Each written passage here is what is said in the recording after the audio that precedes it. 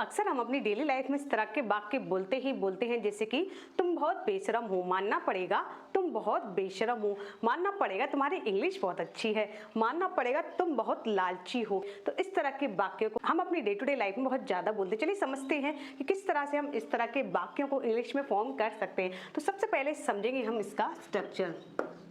इसका स्ट्रक्चर है I have to admit, I have to admit या फिर आई हैव टू से, दोनों का ही हम यूज कर सकते हैं, plus subject plus helping verb then other word.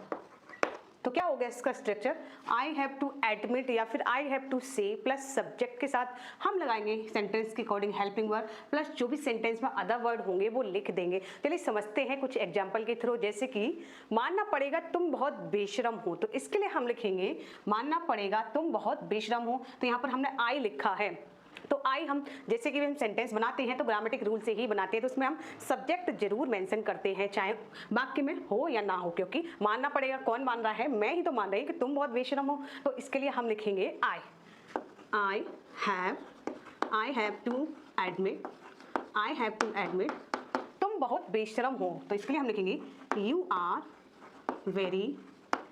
Very seamless. बेशरम को हम बोलेंगे सेमलेस। क्या होगा इसकी English, I have to admit you are very seamless. Next sentence है हमारा मानना पड़ेगा तुम्हारी इंग्लिश बहुत अच्छी है। तो सबसे पहले हम क्या लिखेंगे, आई हैव टू एडमिट तुम्हारी इंग्लिश बहुत अच्छी है। तो इसके लिए हम लिखेंगे योर इंग्लिश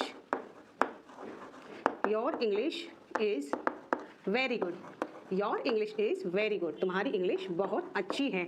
क्या होगा इसकी English, I have to admit your English is very good. Next sentence हमारा मानना पड़ेगा तुम बहुत लालची हो। तो इसके लिए हम लिखेंगे आई हैव टू से, भी हम लिख सकते हैं इसमें, आई हैव टू से तुम बहुत लालची हो। तो इसके लिए हम लिखेंगे यू आर वेरी, लालची के लिए हम लिखेंगे greedy, you are very greedy यानी तुम बहुत लालची हो।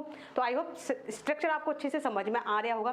तो इस तरह के और भी वाक्य आप कमेंट बॉक्स में मुझे बनाकर दिखा सकते हैं, जिसके हेल्प से आप अपनी इंग्लिश को काफ़ी हद तक इम्प्रूव कर सकते हो। इस तरह के वाक्यों को बोलना हम बहुत आसानी से सीख सकते हैं। तो नेक्स्ट सेंटेंस हमारा मानना पड़ेगा आपका भाई बहुत अच्छा है। तो इसके लिए हम लिखेंगे आई हैव टू एडमिट आपका भाई बहुत अच्छा है, योर ब्रदर